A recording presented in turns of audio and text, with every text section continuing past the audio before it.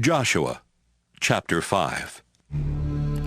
The Amorite kings west of the Jordan River and the Canaanite kings along the Mediterranean Sea lost their courage and their will to fight when they heard how the Lord had dried up the Jordan River to let Israel go across.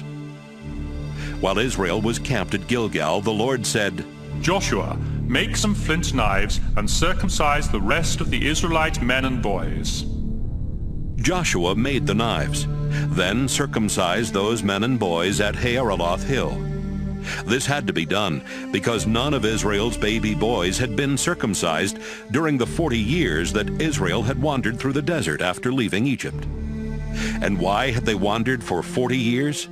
It was because right after they left Egypt, the men in the army had disobeyed the Lord.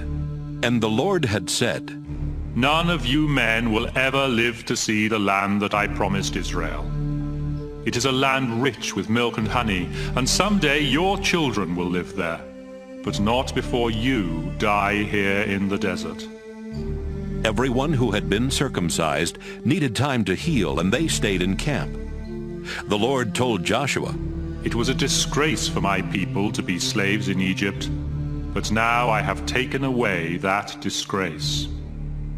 So the Israelites named the place Gilgal, and it still has that name. Israel continued to camp at Gilgal in the desert near Jericho, and on the 14th day of the same month, they celebrated Passover. The next day, God stopped sending the Israelites manna to eat each morning, and they started eating food grown in the land of Canaan. They ate roasted grain and thin bread made of the barley they had gathered from nearby fields. One day, Joshua was near Jericho when he saw a man standing some distance in front of him. The man was holding a sword, so Joshua walked up to him and asked, Are you on our side or on our enemy's side? Neither, he answered. I am here because I am the commander of the Lord's army. Joshua fell to his knees and bowed down to the ground. I am your servant, he said. Tell me what to do.